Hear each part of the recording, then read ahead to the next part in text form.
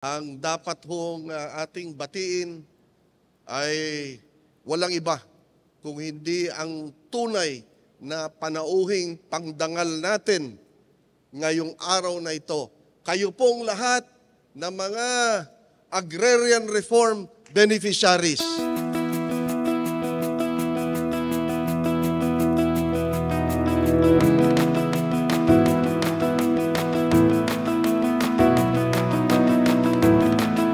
On behalf of the people of our beloved province of Zamboanga del Norte, we would like to express our deepest gratitude to the dearest President for taking the time from his busy schedule to fly all the way here to be with us in the landmark undertaking. It is with great honor and pride that our province of Zamboanga del Norte is the host of this region-wide distribution of land titles and the turnover of support services projects organized by the Zamboanga Peninsula Regional Office of the Department of Agrarian Reform.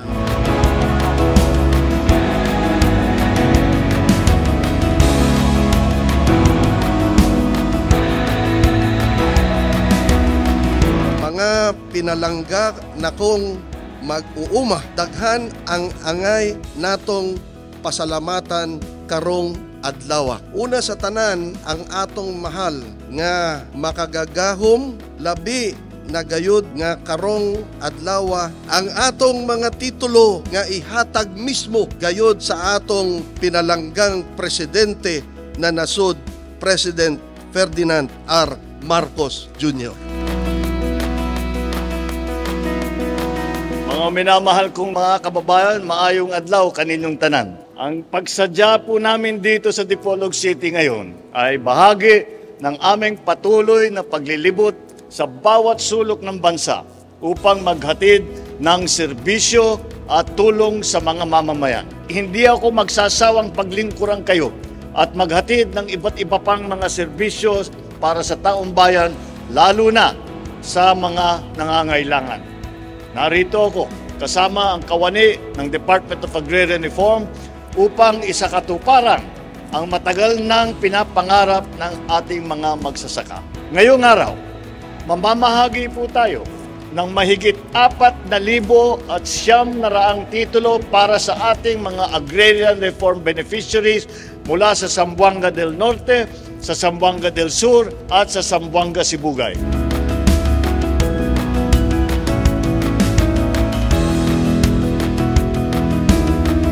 Ako kayo nagtabang sa tao. Hindi lang kaya ko, kayang yuta, nagasa sa kaitasan, naghatag sa tao.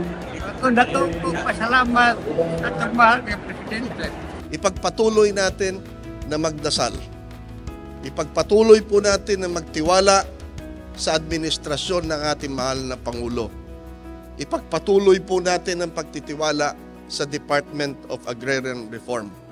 At bukod dito sa lupa, marami pa pong grasya ang darating.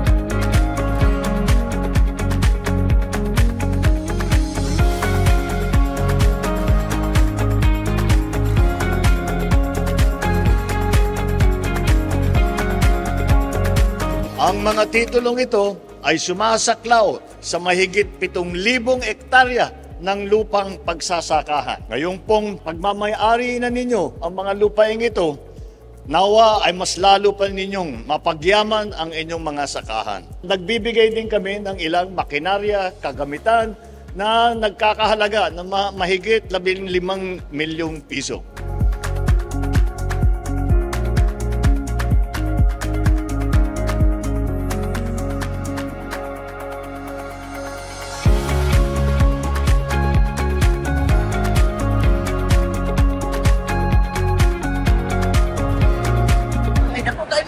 manatagaan mi gitulog sa wala kami nakaingon ka sa among yuta nga di kainin tapok wala kami kabayan eh nakadawat mi dito. Nakapa-eskwela mi sa among anak. Dayon, napapanalong mi og mga lupi, mais, saging, tanang lagot mo.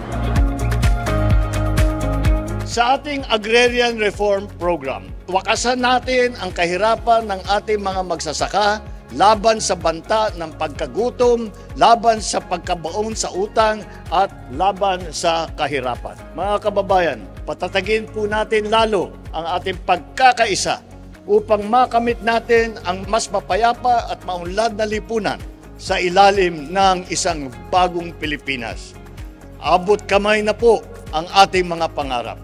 Huwag po tayong susuko sa pag-usad ng sama-sama nating salubungin ang mas maliwanag na bukas para sa lahat. Muli, binabati ko ang lahat ng ating mga benepisyaryo. Maraming salamat at mabuhay kayo lahat. Mabuhay ang bagong Pilipinas.